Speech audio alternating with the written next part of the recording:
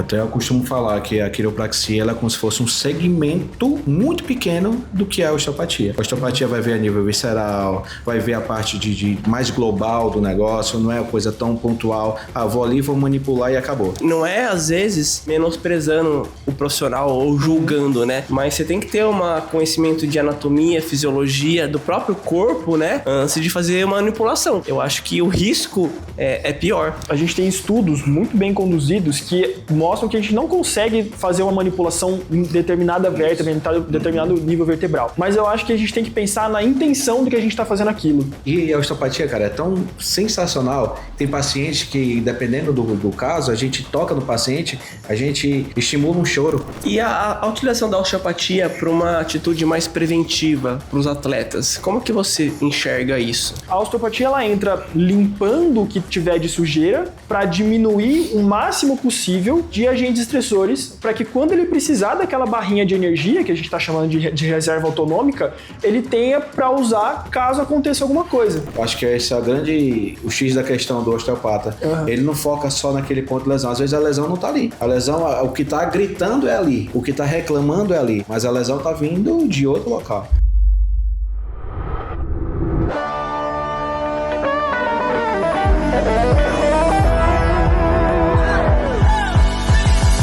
Olá pessoal, sejam bem-vindos ao nosso 8º episódio e o tema de hoje aqui é osteopatia no esporte, o corpo fala, e a gente está com um convidado aqui incrível que é o Miguel, que participou e trabalhou comigo no Desportivo Brasil. E para você que veio de algum convite de algum amigo, de algum link externo, meu nome é Giovanni Renault, eu sou médico do esporte, fundador e sócio do Danilo Medeiros da Player Medicina e Fisioterapia Esportiva, onde a gente forma um departamento médico específico para você prevenir lesões e melhorar o seu rendimento no seu esporte. E tratar lesões também.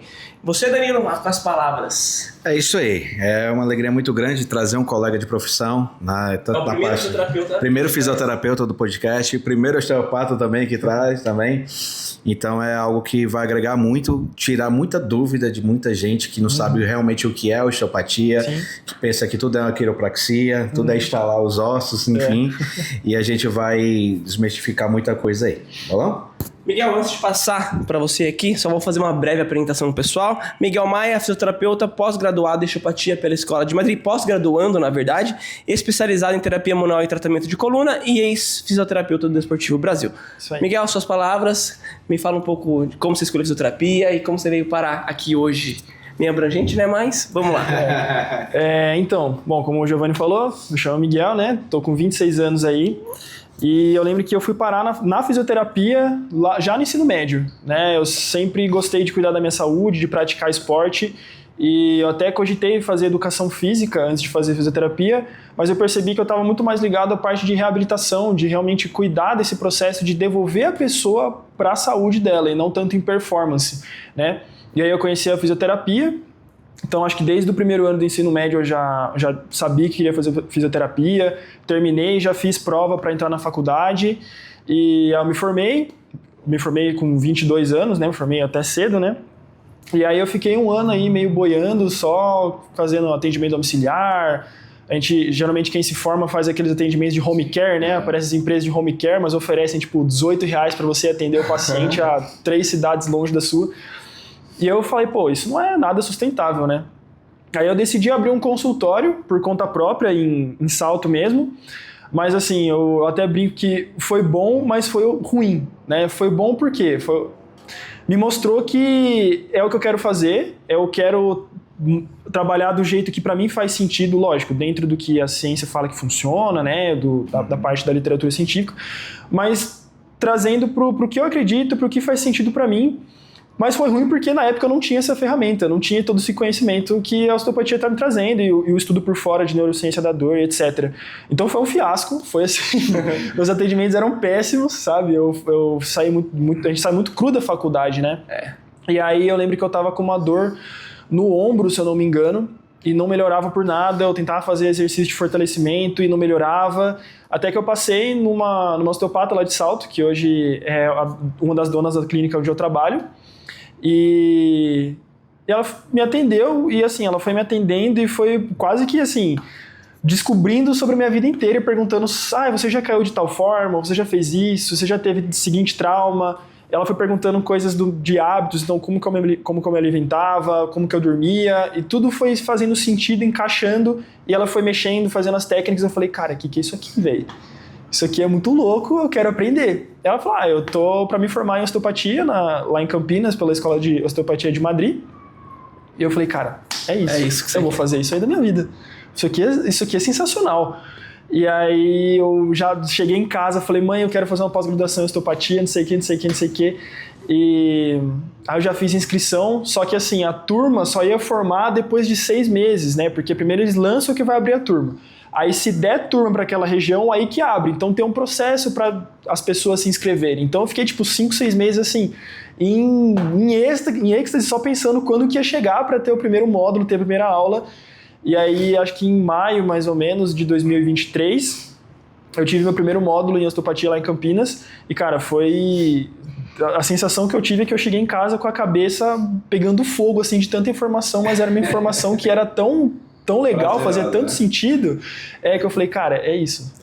Não sei mais o que fazer. É legal que a gente que gosta do esporte, todo mundo teve alguma dor que foi suprida através de um outro profissional que talvez te mostrou alguma visão. Uhum. E caramba, acho que é esse mundo que eu vou seguir, né?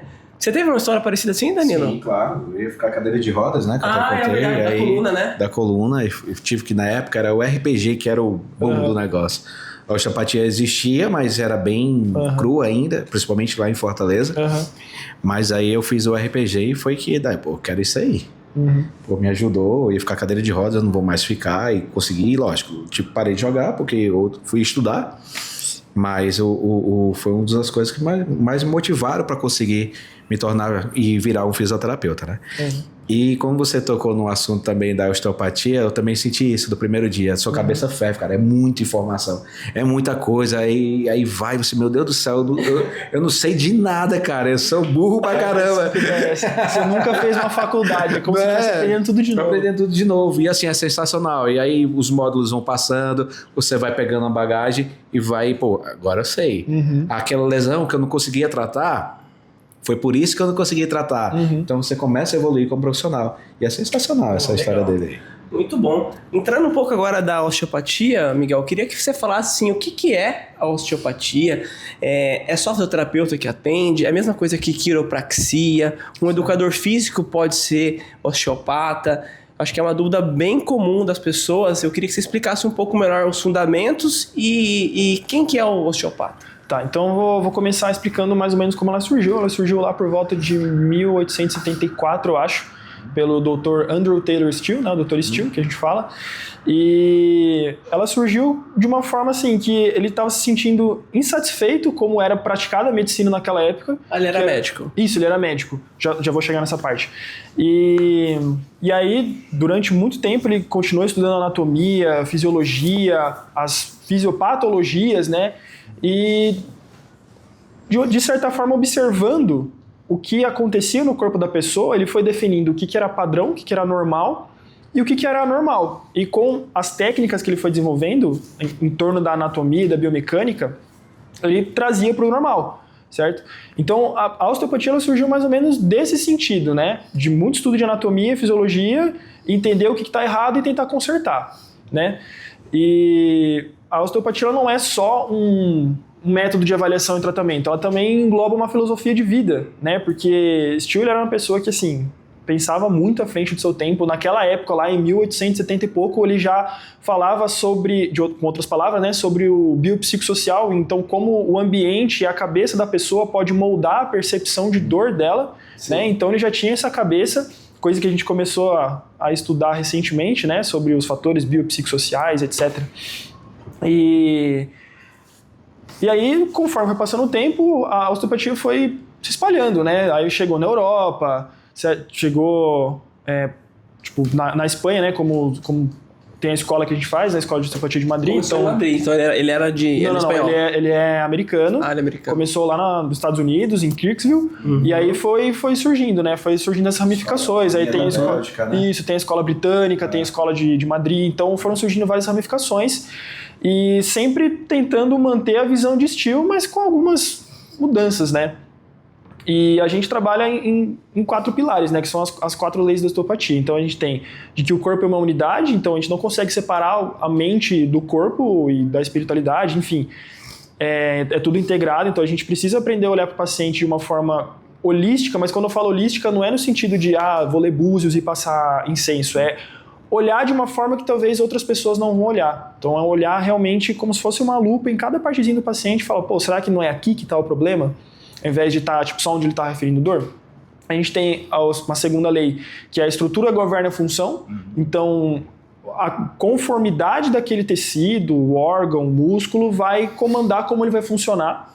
A gente tem a terceira lei, que seria a lei das artérias, ou a lei da nutrição, que diz que um tecido só vai funcionar bem se ele estiver bem nutrido. E a gente tem a última lei, que é a lei da autocura. Então, o nosso corpo ele tem uma farmácia interna que, se ela estiver num ambiente propício para se regenerar, ele vai se regenerar, né? A gente não pode levar para muitos extremos, né? Existem coisas que realmente são meio complicadas da pessoa melhorar sozinha, mas no geral é isso. Né? Então essa é uma parte da filosofia. Qual que era a outra pergunta que você fez?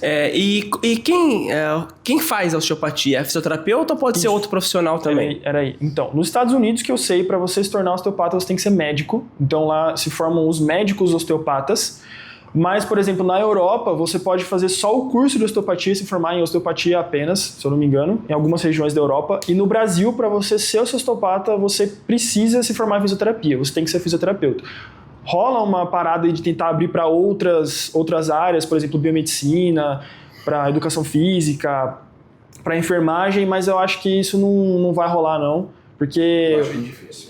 Ia acabar decaindo muito o nível da osteopatia brasileira, né? Porque pra gente que já é fisioterapeuta, já teoricamente para ter um conhecimento muito grande de anatomia, de fisiologia, você abrir para outros profissionais que não focam tanto na parte do movimento, sim, né? Já vai descaracterizar um pouco do que é a fisioterapia e a osteopatia. Então, o osteopata obrigatoriamente é fisioterapeuta aqui no Brasil. No Brasil, sim. Certo. Como buscar a osteopatia? Como que o paciente vai ter que saber, eu vou procurar o osteopata ou vou procurar o fisioterapeuta comum ou o fisioterapeuta esportivo? Como que você vê isso? Cara, assim, eu acho que você não precisa decidir qual que você vai procurar. É entender o que cada um vai fazer. Então, por exemplo, você teve uma fratura, por exemplo. Aí, se você for procurar um osteopata, ele não vai saber te ajudar muito numa fratura, porque quando a gente tem uma fratura, é totalmente contraindicado você manipular, mexer. Então, você vai procurar um ortopedista. Né? Se você teve um entorse de tornozelo, você vai procurar um ortopedista agudo ali para saber se rompeu algum tendão, alguma coisa assim. É isso, um médico do esporte. Ou um fisioterapeuta esportivo. E aí, nesse caso, um vai completar o outro. Então, o médico avalia, dá o diagnóstico, fala, você tem isso aqui. O fisioterapeuta vai lá, avalia também, de uma forma cinésica, né, a parte do movimento, vê o que está disfuncional, vê se tem alteração de força muscular, se teve rompimento de algum tendão, e aí começa o processo de reabilitação. Na parte da osteopatia, o que eu vejo? Qualquer coisa que você sentiu, você pode procurar um osteopata. Se você tem alguma dor, se o osteopata for bom, ele vai saber te atender e falar, você não vai tratar aqui, você vai procurar tal profissional. Ou ele vai falar não, com isso aqui eu consigo melhorar o que você tem. Consigo melhorar a sua dor, consigo te dar um pouco mais de movimento, consigo te dar um pouco mais de mobilidade, entendeu? Entendi. Então, assim, a gente tem que ensinar também para o público, né, para as pessoas a saber encontrar o serviço de saúde correto. Mas se fosse fazer um resumo, é mais ou menos isso. Se você teve um trauma muito grave, do médico vai para o fisioterapeuta. Se você sente qualquer dor, qualquer desconforto no seu corpo, você pode procurar um osteopata. Somos profissionais de primeiro contato, tanto fisioterapeuta quanto osteopata. E então, assim, se o cara realmente for bom, souber o que ele está fazendo, ele vai saber se lá é o lugar de te tratar ou se ele vai ter que te mandar para outro profissional. Eu acho assim, que o que dá mais choque da classe da gente da osteopatia também é a quiropraxia.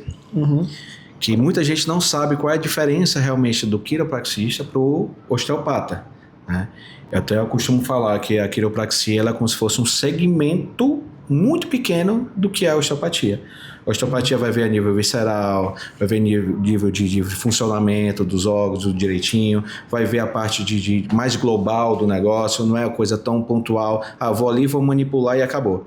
E até a manipulação que a gente utiliza também na osteopatia, ela é um pouco diferente. Ela é mais certeira, ela vai naquele onde está precisando.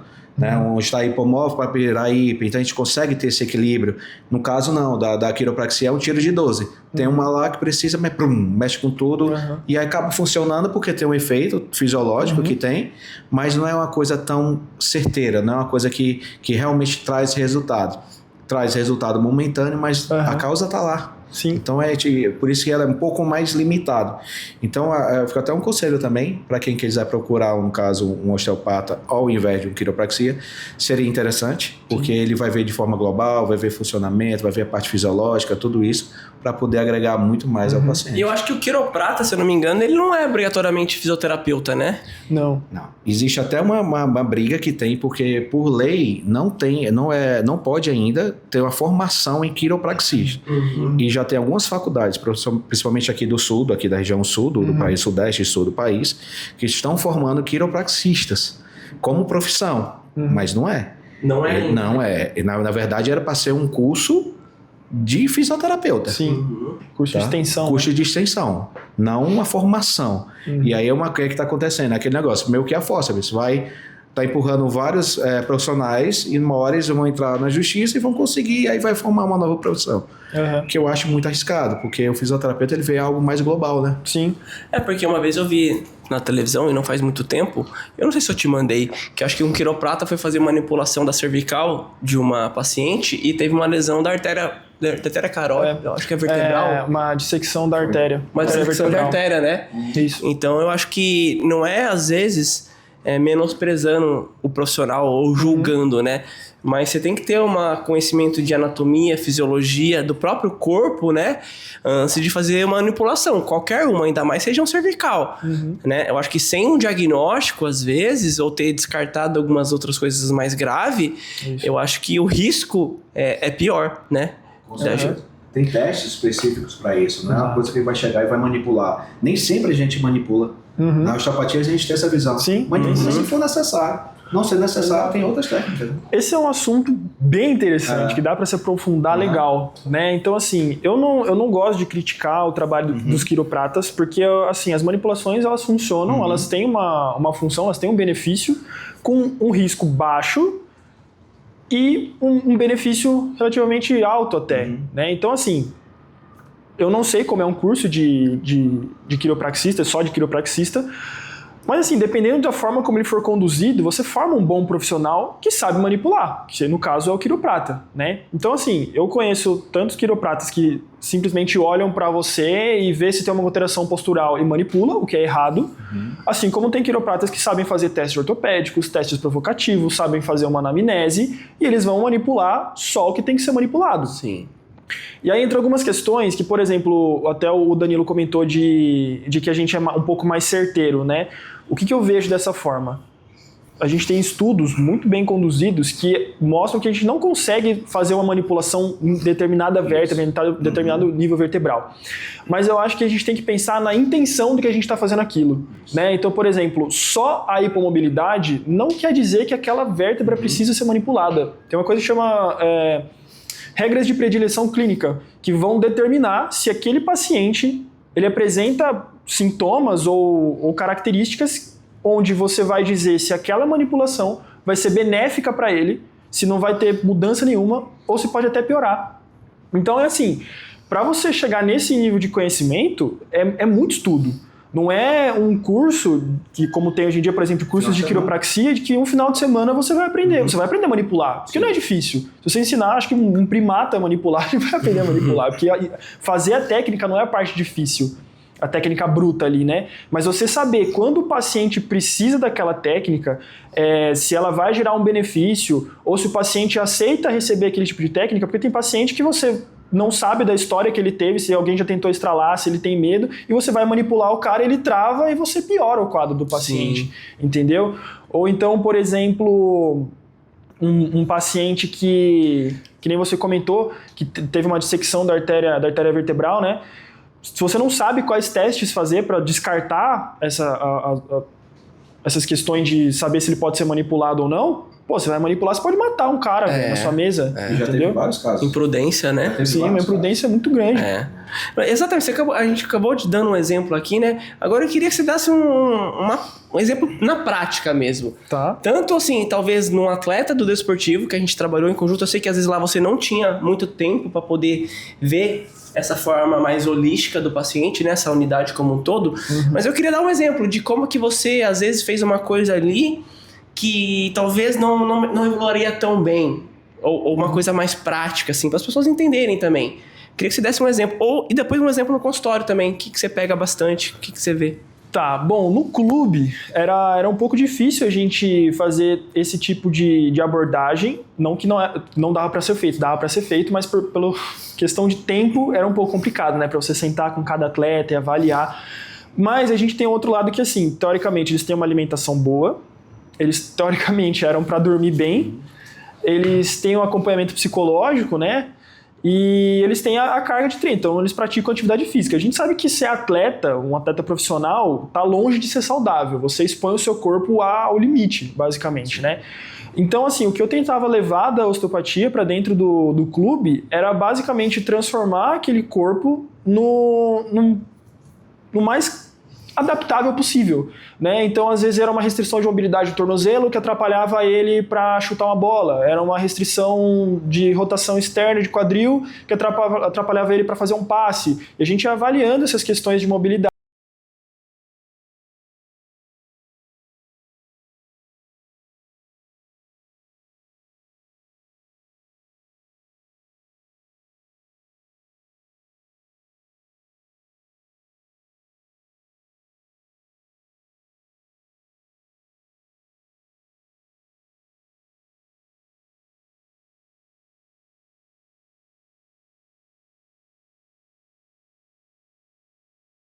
O estômago gere uma aferência dolorosa e isso leva o paciente a sentir dor, sei lá, no meio da costa, entendeu? Mas é um pouco mais difícil. Na parte esportiva, a questão é muito mais traumática, muito mais por excesso, muito mais por você expor demais a articulação, o músculo a determinada situação, né? Que seriam os treinos propriamente ditos.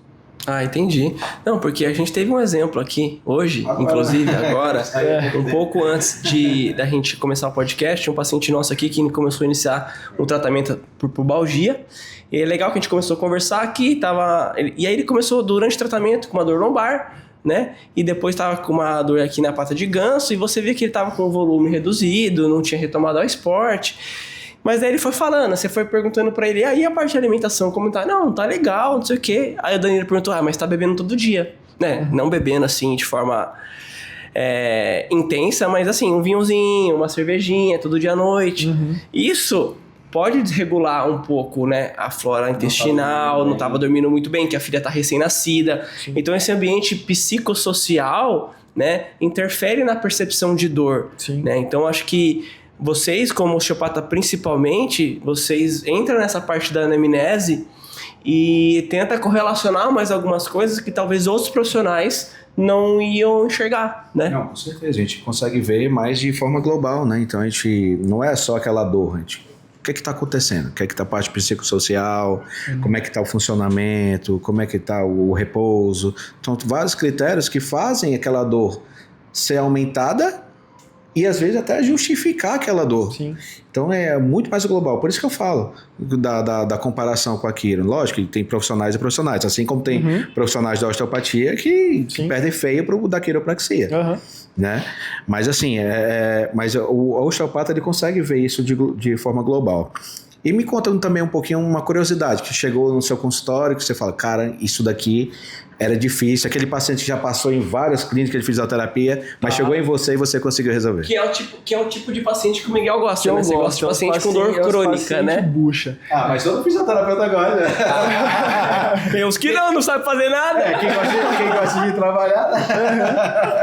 Cara, tem um caso que eu achei muito interessante, foi uma senhora que ela me procurou com uma dor lombar. Dor lombar completamente inespecífica, né? E acho que ela tinha em torno de uns 63, 64 anos, ela era bem baixinha. E ela era professora de filosofia, cara. Então ela é uma pessoa que, assim, ela tinha um pensamento crítico muito importante, né? E ela chegou, fiz toda a avaliação, ela levou alguns exames que ela fez da coluna. E aí aquela história que a gente vê, né? Discopatia degenerativa, L4, L5, S1. Sabe? Tipo assim, que se você fizer em 90%... Vai ter, né? Os achados de exame. Exato, que não geralmente, tipo, não quer dizer que vai gerar dor no paciente, né? E aí eu expliquei isso pra ela e tal, e comecei a tratar.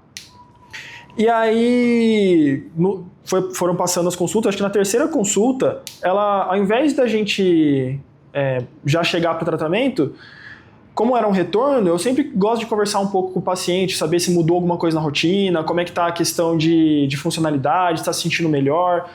E aí ela começou a desabafar, né? Falar sobre algumas questões da vida dela, questões com familiares, com os amigos, que ela tá se sentindo um pouco sobrecarregada, enfim. E aí acho que, beleza, deu pra tratar um pouquinho ela em meia hora, e depois na outra semana ela voltou.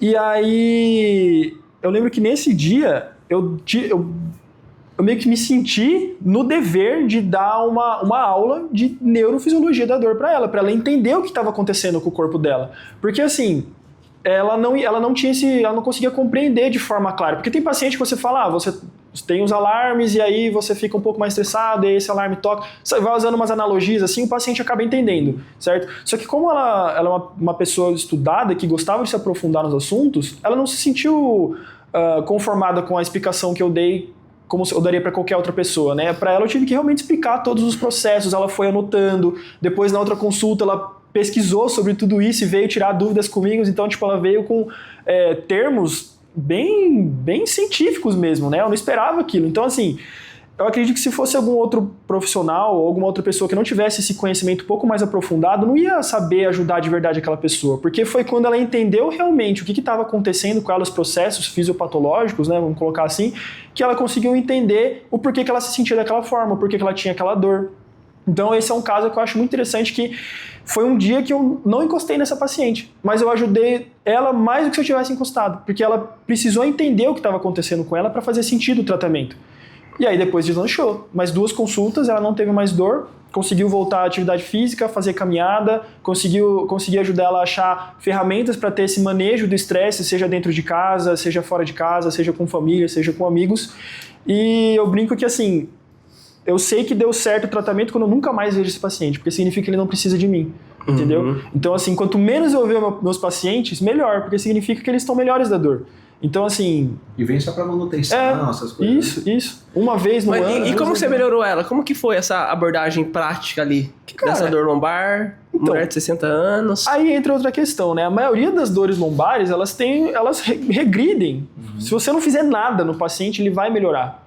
Lógico, se você fizer os testes ortopédicos de avaliar se ele tem uma crise de radiculopatia muito forte, né? A síndrome da cauda equina, ou tiver...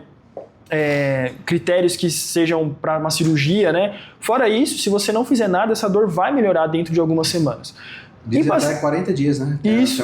Tem até um estudo que saiu que em 40 dias a dor passa. Isso. E aí tem fatores agravantes, né? Então, por exemplo, um paciente que é crônico, o fato de ser crônico já é um fator agravante. Aí pensando nessa senhora, ela tinha a parte emocional, a alimentação dela era boa, ela dormia mal, praticava um pouco de atividade física, mas não era nada relevante assim. Então a gente foi ajustando algumas coisas. E aí, com a terapia manual, a gente consegue diminuir aquela aferência dolorosa por vários motivos, né? Então, diminuindo dor, você melhora até o comportamento da pessoa, porque ela sai um pouco daquela sensação de, se eu fizer esse movimento, a minha dor vai doer, tipo, a minha coluna vai doer. Então, assim, eu devolvi capacidade para ela conseguir fazer a atividade que ela acostumava a fazer, que eram as caminhadas e um pouco de academia. A gente conseguiu mudar algumas coisas da rotina dela que também vão servir para ser uma... como é que eu falo? Menos uma aferência dolorosa pro corpo dela, entendeu? Então, assim, é como se a gente for lembrar daquelas leis que eu falei, a de autocura, né? O corpo ele tem uma capacidade de se curar sozinho, desde que ele tenha um ambiente para isso. A ideia do osteopata é fornecer esse ambiente. Então, a partir do momento que a gente fornece esse ambiente para o paciente, modulando várias coisas, o corpo dela tende a se recuperar sozinho, melhor e mais rápido. Quer dizer que quanto menos estímulos dolorosos, independentes são anatômicos, né, uma parte estrutural, chegar ao cérebro, Quanto menos você tirar, menos informação de dor chega, consequentemente, a autocura, melhor percepção de dor e ela acaba não tendo dor. Você lembra que eu falei pro paciente, ó, aguarda e vê como é que vai ser, espera um pouquinho, deixa o seu corpo reagir, que aí ele começa a agir essa autocura. Né? Tanto pode ser adaptativa, ou ele reclamar, não é esse aqui que eu quero, o corpo reclamar, como pode ser também da melhora. E a osteopatia, cara, é tão sensacional. Tem paciente que, dependendo do caso, a gente toca no paciente, a gente estimula um choro, estimula uma risada. Então, a parte psicossomática, né? Psicossomática é muito aflorada. Então a gente consegue ver toda essa parte global. Bem legal, cara. Você aplica aqui na clínica também? Sim, aplica, mas assim, como eu até comentei contigo quando chegou, na clínica eu não trabalho voltado para isso. Então eu pego uma prateleira que tem essas técnicas, eu falo, isso aqui eu vou usar disso, isso aqui eu vou usar daquilo, que bate um pouquinho até de frente com a própria osteopatia, né? Sim. Alguns osteopatas são muito assim, é isso e acabou, eu só vou tratar isso, eu só consegue pensar assim, não. Isso é errado também. Errado. Principalmente eu acho que a nova geração de osteopatas já estão pensando mais global. Mas assim, eu tento pensar assim, usar uma técnica de cada coisa e associar para o paciente, dependendo da necessidade dele, né? E Miguel, e a utilização da osteopatia para uma atitude mais preventiva para os atletas? Como que você enxerga isso? Tá, eu gosto de fazer... Na osteopatia a gente tem muitas analogias, né? Acho que na parte da medicina a gente tem muitas analogias para as pessoas entenderem. Então, assim, quem gosta de jogos vai entender essa. Não sei se vocês já jogaram, sei lá, algum jogo de RPG que tem a barrinha de vida e tem a barrinha de mana, né? De energia, né? Então vamos supor que você é um personagem que você tem uma habilidade de autocura. Para você usar aquela habilidade, você tem que gastar um pouco da sua energia para sua vida, a barrinha de vida subir, certo?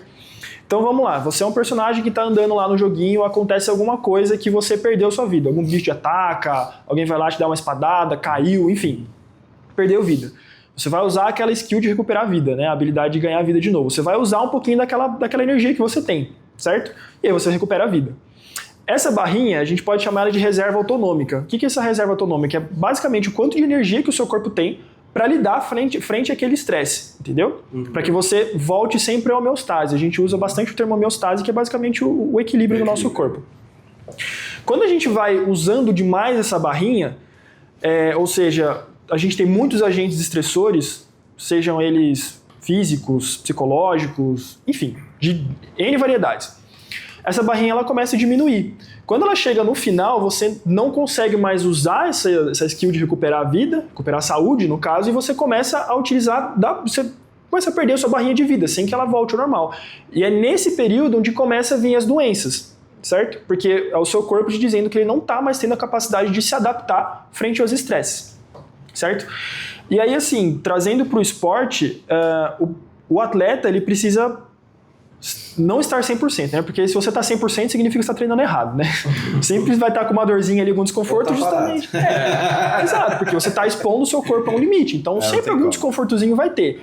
Mas a ideia é que esse desconforto não te atrapalhe na hora de performar. Então, a osteopatia ela entra limpando o que tiver de sujeira para diminuir o máximo possível de agentes estressores, para que quando ele precisar daquela barrinha de energia, que a gente está chamando de reserva autonômica, ele tenha para usar caso aconteça alguma coisa.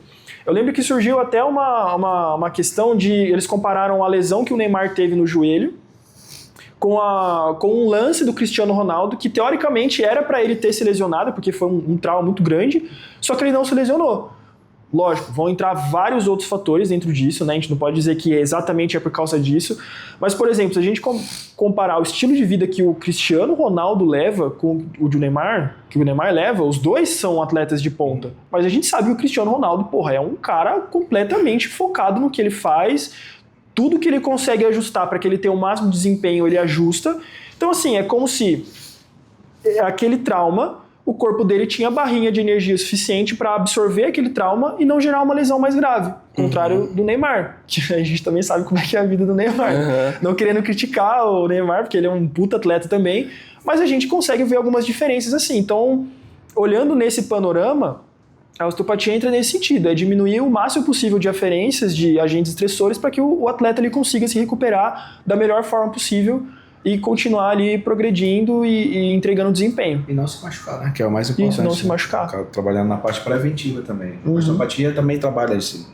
Ela não é só a parte da cura, né? Sim. Ela trabalha também na parte de prevenção. É bem amplo esse negócio aí. A gente regula o corpo, né, para funcionar de forma correta. Né? Então a osteopatia praticamente não tem idade, né? Qualquer pessoa que, independente da queixa, pode procurar um osteopata. Qualquer idade. Eu acho que o que dificulta um pouco o papel da osteopatia, que eu vejo, é também os outros profissionais, né? Porque o médico, às vezes, não sabe muito bem da osteopatia. Como você vai indicar alguma coisa que você não sabe, né? Os profissionais também acabam não indicando ou não fortalecendo a área porque, às vezes, não conhecem. A mesma coisa é a medicina esportiva. Hoje a medicina esportiva está crescendo ainda, está ocupando seu espaço. Todo mundo que machuca, acha que vai ter que... Um tornozelo, acha que tem que procurar ortopedista. A pessoa que quer melhorar o rendimento no esporte vai procurar um nutricionista ali, um endócrino, né? O nutrólogo da vida. Agora, a medicina do esporte, a gente consegue ver o atleta também como um todo. Claro que à medida que a gente vai nichando para algum público específico, acaba que fica mais difícil você alinhar todas as áreas que pode estar relacionada a alguma dor, né? Mas quanto mais profissionais você tem junto com você que interliga o tratamento e que dão umas visões, eu acho que o atleta é mais beneficiado. Sim. Inclusive, eu lembrei agora de um outro caso. Chegou um paciente que estava tratando com a gente uma dor de joelho. Não sei se você lembra. E ele chegou um dia aqui, é um paciente mais poliqueixoso. Sempre tem uma dorzinha, né? E aí, a dor, eles falaram, nossa, meu joelho tá travado. Lembra? Parece que, cara, meu joelho tá travado. Eu faço assim, parece que tá travado. E aí a gente perguntou se tinha tido algum trauma, né? Pensando em alguma lesão estrutural mesmo, né? E não tinha acontecido nada. Aí o Danilo pegou, colocou ele na maca ali e fez umas manipulações ali do joelho, de flexão e extensão, né? Como que era a manobra mesmo? Eu fiz a manipulaçãozinha de válvula, tem as manipulações próprias da... E aí você desbloqueou o joelho dele e, meu, na hora ele falou, caramba. Falou, caramba, meu, tipo, não tô sentindo mais nada. Não foi? Foi logo antes de começar a fisioterapia. Foi logo na avaliação eu já tratei a causa dele. Pô, que legal. Então, assim, a gente, como eu te falando, como a gente consegue ver essa de forma global, a gente consegue identificar. Eu acho que esse é o X da questão do osteopata. Ele não foca só naquele ponto de lesão. Às vezes a lesão não tá ali. A lesão, o que tá gritando é ali. O que tá reclamando é ali. Mas a lesão tá vindo de outro local. Então é isso que a gente consegue ver, parte mais estrutural. Sim. Perfeito. Acho que a gente tá finalizando. Você quer me perguntar mais uma coisa ainda? Mais algum ponto a considerar? Não, uma coisa que eu até queria conversar com ele, porque é um ramo da osteopatia e da fisioterapia que está crescendo muito, que é a parte de pediatria. Eu vi que você trabalha bastante com isso. Me conta como é que é essa experiência, como é que é mexer em criancinhas, para poder... Porque é difícil, né? A mãe não sabe para onde ir, que tipo, vou levar para uma fisioterapia convencional, aí não consegue ter resultado com o bebezinho dela. Me explica um pouquinho como é que funciona essa parte aí. Certo. Então, a osteopatia pediátrica, na verdade, assim, para você se formar osteopata pediátrico, você precisa primeiro estar formado em osteopatia. Como eu estou no 3º ano, eu acabei fazendo um curso de terapia manual pediátrica, que a gente acaba fazendo vários links com a osteopatia pediátrica, mas funciona mais ou menos da seguinte forma. Os bebês, o parto em si já é um fator estressante muito grande para o bebê, porque ele está saindo de um ambiente intrauterino para fora do útero, né? Para a vida normal, né? Ambiente, né? Exato. Ele vai ter que aprender a respirar, vai ter que aprender a se comunicar, vai ter que aprender a andar. Então, todos esses processos demandam muito daquela barrinha de energia do bebê, certo? Então, por isso que cuidar de um bebê, você tem que ter uma sensibilidade muito grande no toque, né? Então, assim, primeiro que você tem que entender todo o processo para aquele bebê sair da barriga da mãe. Então, você tem que saber como que foi a gestação, se ela precisou tomar remédio, se ela já teve, por exemplo, diabetes durante a gestação, se ela teve uma pressão alta durante a gestação, como é que foi o parto, qual que foi o suporte para o bebê pós o parto, tem que ver o Apgar, tem que ver se o bebê ele se alimenta só pelo leite, ou se ele precisou de uma fórmula. Então são várias questões que você tem que avaliar. E aí quando você for pôr a mão no bebê, é como... Imagina que você tem um sistema nervoso muito novo, se desenvolvendo ainda, fazendo milhões de sinapses muito rápido. Então, assim, qualquer coisa que você fizer no bebê, ele vai responder. certo? Por isso que a gente estimula muito os pais a tocarem o bebê. Porque o toque ele vai estimular demais o processo de desenvolvimento da criança e vai evitar, por exemplo, que lá na frente ela desenvolva, por exemplo, uma fibromialgia, entendeu? Porque a fibromialgia é uma doença crônica que está muito relacionada à forma como aquele corpo interpreta a dor, entendeu? Então, se você expõe o bebê cedo a toque, a música, a movimento, a interações entre pai, mãe e outros bebês, outras crianças, isso ajuda muito o desenvolvimento da criança e tudo isso vai fazer parte do atendimento da osteopatia. Então, a gente vai trabalhar muito com o toque, certo? E aí, não é só o toque. Se você ficar só no bebê parado aqui, ó, sem fazer nada, provavelmente esse bebê não vai gostar muito do tratamento, certo? Então, você tem que avaliar, expor ele um pouquinho ao movimento. Então, entre o tratamento, você coloca ele um pouquinho para engatinhar, se ele estiver nessa fase de desenvolvimento. Você pode usar brincadeiras, tipo chocalho, usar voz para você realmente estimular isso. E aí, o que a gente basicamente trata, né? A gente trata as disfunções viscerais, vamos colocar dessa forma. Então, bebês com disquesia, refluxo... O que é disquesia? Disquesia é como se fosse uma síndrome, né? São vários pontos que o bebê precisa cumprir. Então, geralmente é o refluxo, a dificuldade de evacuar, e isso associado à irritação, né? Ao choro, que acho que é 3 vezes na semana, mais de 3 horas por dia. Se o bebê tem essa irritação 3 vezes na semana, mais de 3 horas por dia, você pode enquadrar como disquesia associado, né, ao refluxo e à incapacidade de evacuar. E aí tem os problemas de crânio, né, que é a plagiocefalia, então seria aquelas alterações de conformidade óssea do crânio do bebê. E aí, tudo isso a gente tem técnicas para conseguir.